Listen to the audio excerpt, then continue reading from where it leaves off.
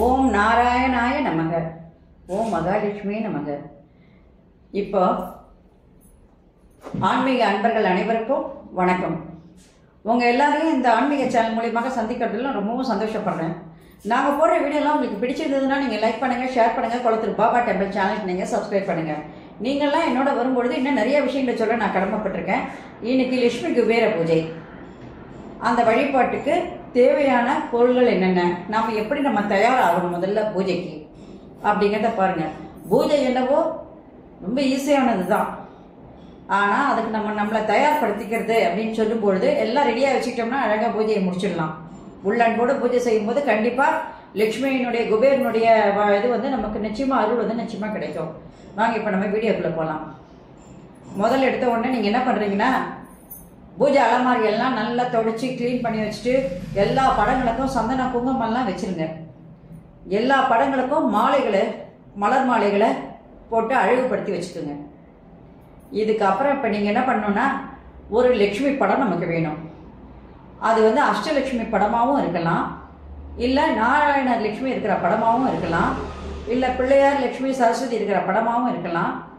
உங்களுக்கு என்ன படம், இல்லை லட்சுமி குபேரன் படம் கிடைச்சதுன்னா ரொம்ப ரொம்ப புண்ணியமானது. அது இருந்தாலும் பரவாயில்ல. ஏன்னா மகாலட்சுமி படம் ஒன்று இருக்கிற மாதிரி நீங்கள் முதல்ல தயார் பண்ணி வச்சுக்கோங்க. அடுத்ததா பூஜைக்கு நம்ம என்ன பண்ணோன்னா, ஒரு 4 கிண்ணம் எடுத்து வச்சுக்கோங்க. ஒரு கிண்ணத்தில் 108 பூக்கள் வச்சுக்கோங்க. குபேரனுக்கு ஒரு 108, லட்சுமிக்கு ஒரு 108 பூ. அடுத்த கிண்ணத்தில் குங்குமம் எடுத்துக்கோங்க. அடுத்த கிண்ணத்தில் 3வது கிண்ணத்தில் அக்ஷதைனா அரிசியும் மஞ்சளும் சேர்ந்த மாதிரி அக்ஷதை வேணும். 4வது கிண்ணத்தில் நீங்கள் 108 காயின் வச்சுக்க போறீங்க. அந்த 108 காயின்ன்றது லட்சுமிக்கு 108, குபேரனுக்கு ஒரு 108 காயின். எல்லாம் ₹1 காயினா எடுத்துக்கோங்க. இந்த ₹1 காயின் எனக்கு கிடைக்கல, ரொம்ப அதிகமாக கிடைக்கல, வெறும் 108 தான் கிடைச்சது அப்படின்னு சொன்னால் ஒரு 54 மகாலட்சுமிக்கும் ஒரு 54 குபேரனுக்கும் வச்சுக்கோங்க. நீங்கள் 108 போற்றி சொல்லும் போது 54 போற்றிக்கு காயினோட நீங்கள் பூஜை பண்ணலாம். மீதி 54க்கு நீங்கள் அக்ஷதைகளை வச்சு கூட நீங்கள் பூஜை பண்ணிக்கலாம். அதெல்லாம் தவறு ஒன்றும் இல்லை. அதுக்கு அடுத்ததான் நீங்கள் பழம், பூ, வெத்தலைப்பாக்கு, சந்தனம், அதுக்கப்புறம் குத்து விளக்குகள், எனக்கு உங்களுக்கு என்னெல்லாம் தேவைன்னு நினைக்கிறீங்களோ பூஜைக்கு அதெல்லாம் மணியிலேருந்து எல்லாத்தையும் ரெடி பண்ணி வச்சுக்கணும். படையலுக்கு தேவையான சாமானங்கள், பழங்கள், அதே நேரத்தில் பட்சணங்கள், நீங்கள் நெய்வேத்தியங்கள்லாம் பண்ணி வச்சுருப்பீங்க, அதெல்லாம் ரெடியாக வச்சுக்கணும். வாழை இலை கண்டிப்பாக வேணும். பச்சரிசியும் நமக்கு கண்டிப்பாக தனியாக வேணும். இதெல்லாம் நீங்கள் வச்சதுக்கப்புறம் அடுத்தபடியாக நீங்கள் என்ன பண்ணணும்னா, குபேர யந்திரம் ஒன்று கண்டிப்பாக வேணும். அந்த யந்திரத்தில் வச்சு தான் நம்ம பூஜையை செய்ய போகிறோம். யந்திரம்னு சொன்னோன்னா பயந்துட வேண்டாம். யந்திரம் ஒன்றும் பெரிய விஷயம் கிடையாது. இதில் 3 கட்டங்கள் இருக்கும். அதாவது 9 கட்டம் வர்ற மாதிரி 3 இருக்கும். 27, 20, 25, 22, 24, 26, 23, 28, 21 எப்படி கூட்டினாலும் அது 72 எண்ணிக்கை வரும். அது 72 கூட்டினா 9 என்ற எண்ணிக்கையில் அது முடியணும். இதுதான் அந்த கட்டம். சரி, இதை நீங்கள் எடுத்து வச்சுட்டீங்க. இதை எடுத்து வச்சதுக்கு அப்புறம் இதுக்கு 9 காயின் வேணும். இந்த கலச இது நீங்கள் போடுறீங்க இல்லையா, அந்த கலச பூஜை செய்யறதுக்கு நீங்கள் செய்கிற அந்த குபேர யந்திரத்துக்கு 9 காயின் வேணும். அந்த 9 காயின் நீங்கள் ₹1 காயின் வச்சுக்கோங்க, இல்லை ₹5 காயின் வச்சுக்கோங்க. அப்படி இல்லைன்னா நீங்கள் வெள்ளி காயின் கூட வச்சுக்கலாம். இருந்தால் கோல்டு காயின் கூட வைக்கலாம். அதில் தவறு ஒன்றும் கிடையாது. இதெல்லாம் நீங்கள் வச்சு உங்களுடைய வசதிகளை பொறுத்து நீங்கள் எடுத்துக்கலாம். இப்போ இதையும் தனியாக வச்சுட்டீங்க. இதுக்கப்புறம் நீங்கள் செய்ய போகிறது என்னென்னா, இந்த எந்திரத்தையும் ரெடி பண்ணி வச்சதுக்கப்புறம் நீங்கள் பூஜை செய்யறதுக்கு தேவையான சாமானங்கள்லாம் ரெடி பண்ணி வச்சுட்டீங்க. எல்லாமே ரெடியாக இருக்குது. இப்போ நம்மக்கிட்ட சில பேர் என்ன பண்ணுவாங்கன்னா, படத்துக்கு பூஜை பண்ணுவாங்க.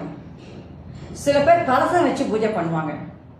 கலசம் வச்சு பூஜை பண்ணணும்னா கலசத்துக்கு ஒரு சொம்பு வேணும். அந்த சொம்பு நீங்கள் வெளியில் வச்சுருக்கலாம், அல்லது பித்தளையில் இருக்கலாம், இல்லை செம்பில் இருக்கலாம். எதில் வேணாலும் அந்த 3 இடத்துல எடுக்கலாம். அந்த செம்பில் நீங்கள் ஒன்றும் ஜலம் வச்சு நீர் வச்சு கலசம் வைக்கிறவங்க இருப்பாங்க. சில பேர் அரிசி நிரப்பி கலசம் வைக்கிறவங்க இருப்பாங்க. அது உங்களுடைய விருப்பத்தை பொறுத்தது. ஆனால் இந்த கலச சொம்பை முதல்ல நீங்கள் என்ன பண்ணணும்னா, எல்லா இடத்துலையும் கலச சொம்புக்கு தேவையான மஞ்சள், குங்குமம், சந்தனம் இதெல்லாம் ரெடி பண்ணி வச்சுக்கோங்க. இப்போ நீங்கள் நீர் நிரப்பினாலும் சரி, அல்லது அரிசி நீங்கள் நிரப்பி வச்சாலும் சரி, அதுக்குள்ளே நீங்கள் என்னெல்லாம் போடணுன்னா ஏலக்காய் போடணும், குங்குமப்பூ, கிராம்பு, அதுக்கப்புறம் அதில் கொஞ்சம் சந்தனம், குங்குமம், அது இதெல்லாம் நீங்கள் பச்சை கற்பூரம் முக்கியமானது, இதெல்லாம் நீங்கள் அந்த நீர்லேயோ இல்லை அந்த அரிசியிலையோ போட்டு முதல்ல வச்சிடணும். இதுக்கப்புறம் நீங்கள் என்ன பண்ணுறீங்கன்னா அந்த கலச சொம்பை சுற்றியும் நன்றாக அழகாக சந்தனம், குங்குமம், மஞ்சள்லாம் வச்சு அதை அழகுபடுத்திடுறீங்க. இதுக்கப்புறம் மேலே வந்து தேங்காய் வைக்க போகிறீங்க. அந்த தேங்காயை முதல்ல நல்லா தேங்காயை எடுத்துக்கிட்டு அந்த தேங்காயை ஃபுல்லாக மஞ்சள் தடவிட்டு அதை சுற்றி நீங்கள் என்ன பண்ணணும், குங்குமம் வைக்கணும். குங்குமம் வச்சதுக்கப்புறம் இந்த கலச சொம்பில் மா இலை வச்சு அந்த மா இலைக்குள்ளே அந்த தேங்காயை இறக்குறீங்க. சில பேர் வந்து லக்ஷ்மியுடைய முகம் வச்சுருப்பாங்க. முகம் வச்சுருந்தா ரொம்ப ரொம்ப விசேஷமானது. அந்த மகாலட்சுமியோட முகத்தையே அங்கே வச்சு நம்ம என்ன பண்ணலாம், அலங்காரம் பண்ணிடலாம். சரி, அந்த தேங்காயை வச்சு மஞ்சள் குங்குமம்லாம் வச்சு எல்லாம் வச்சுட்டீங்க, ரெடி பண்ணி வச்சுட்டீங்க அப்படின்னு சொன்னால் அதுக்கு வந்து ஒரு வஸ்திரம் சாத்துங்க. ஏதாவது ஒரு ப்ளவுஸ் பீஸ் இருந்தாலும் பரவாயில்ல, ஒரு வஸ்திரம் சாத்திட்டிங்கன்னா மகாலட்சுமிக்கு வஸ்திரம் சாத்தின மாதிரி ஆகிடும். இப்போ இந்த கலச சொம்பை எப்படி வைக்கணும்னு கேட்டிங்கன்னா வாழை இலை போட்டு அந்த வாழை இலை மேலே என்ன பண்ணணும், அட்சதைகளை தூவி அந்த அட்சதைக்கு மேலே கொஞ்சம் மலர்களை தூவி அதுக்கு மேலே தான் நீங்கள் என்ன பண்ணணும், அந்த கலச சொம்பை உட்காத்தி வைக்கணும். அதை உட்கார வச்சதுக்கு அப்புறமா இப்போ நீங்கள் என்ன பண்ணுறீங்கன்னா அதுக்கு அடுத்த நிலைமையில் நீங்கள் பார்க்க போகிறது வந்து முக்கியமாக பூஜைக்கு நீங்கள் தயாராக போகிறீங்க. இந்த பூஜைக்கு தயாராகும்போது முதல்ல பிள்ளையார் பிடிச்சி வைக்கணும் இல்லையா? அதுக்கு நீங்கள் மஞ்சள் பிள்ளையார் தான் பிடிக்கணும். அந்த மஞ்சள் பிள்ளையாரை நீங்கள் என்ன பண்ணுறீங்கன்னா மஞ்சளில் பிள்ளையார் பிடிச்சி ஒரு வெத்தலையில் வச்சு அந்த வெத்தலையை வந்து ஒரு தட்டு கீழே வச்சு அது மேலே கொஞ்சம் தாம்பூலத்தை போட்டுருங்க. மேலே அவருக்கு வந்து மலர்களை தூவி அதே நேரத்தில் குங்குமம் வச்சு அவரை ரெடி பண்ணி வச்சுக்கோங்க.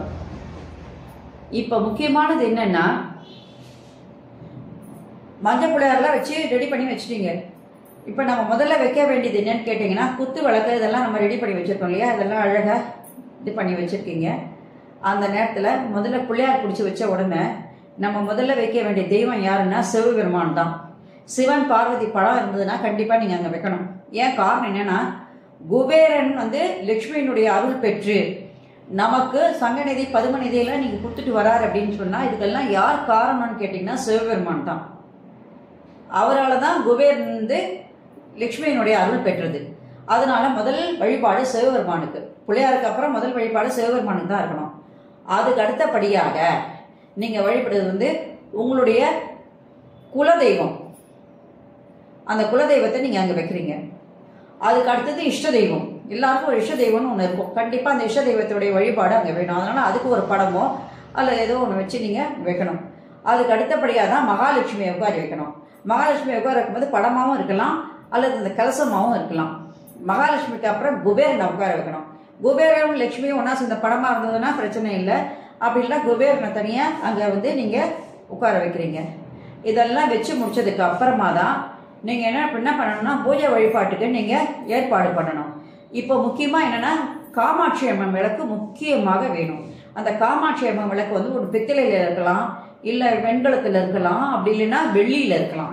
உங்களுடைய வசதிகள் எது பொறுத்ததோ அதை பற்றி நீங்கள் வந்து ஒரு விளக்கு எடுத்து வச்சுக்கோங்க, காமாட்சி விளக்கு.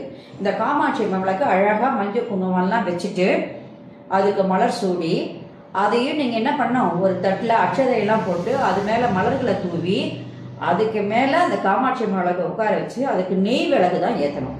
அதுக்கப்புறம் நீங்கள் வந்து பஞ்சத்திரி போட்டு நீங்கள் அதை ஏற்றுறது ரொம்ப நல்லது. 5 முகம் ஏற்றுறது ரொம்ப மிக சிறந்தது. அதுக்கு குத்து விளக்கு இருந்ததுன்னா 5 முகம் ஏற்றுங்க. அப்படி இல்லை எங்கள் வீட்டில் மண் விளக்கு தான் இருக்குதுன்னா தவறே கிடையாது, மண் விளக்கு கூட நீங்கள் ஏற்றலாம். விளக்கில் வந்து இதுதான் இதானா காமாட்சி விளக்கு கண்டிப்பாக வேணும். அந்த விளக்கு நீங்கள் வந்து மண் விளக்கு ஏற்றினா கூட அதுவும் வந்து உங்களுக்கு நெய் விளக்காக தான் இருக்கணும். அன்றைக்கி எல்லாமே நெய் ஊற்றி நீங்கள் விளக்கு வைக்கணும். இதே நேரத்தில் இப்போ நீங்கள் என்ன பண்ண போகிறீங்க, அந்த எந்திரம் சொன்னீங்களே பார்த்துருக்கேன்னு, அந்த எந்திரத்தை முதல்ல நீங்கள் என்ன பண்ணணும், மஞ்சள் குங்குமம் வச்சு சந்தனம் வச்சு என்ன பண்ணணும், அதை வந்து சுற்றி அந்த 9 இதுக்கு நீங்கள் வைக்கணும். வச்சதுக்கப்புறம் அந்த 9 எண்களையும் நீங்கள் நான் சொல்கிறேன் உங்களுக்கு எப்படி பண்ணணுன்ற டெமோ காட்டுறேன் உங்களுக்கு. இதுக்கப்புறம் நீங்கள் என்ன பண்ணணும், அந்த எண்கள் மேலே அந்த காயின்களை வைக்கணும். அந்த காயின்கள் வந்து 1 என்ற எண் வந்து மேலே தெரிகிற மாதிரி வைக்கணும். 9 காயின் வைக்கிறீங்க. வச்சு முடிச்சதுக்கு அப்புறமா அந்த இடத்துல வந்து நீங்கள் என்ன பண்ணணும், அட்சதை மலர்கள் இதெல்லாம் வந்து அதில் தூவி தான் அந்த மேலே உட்கார வைக்கிறீங்க. அதையும் உட்கார வச்சுட்டிங்கன்னா உங்களுக்கு இப்போ ஓரளவுக்கு எல்லாமே செட் ஆகிடுச்சு. இப்போ விளக்குகள்லாம் நீங்கள் ஏற்ற ஆரம்பிச்சிட்டிங்க. விளக்குகள்லாம் ஏற்றி வச்சுருங்க.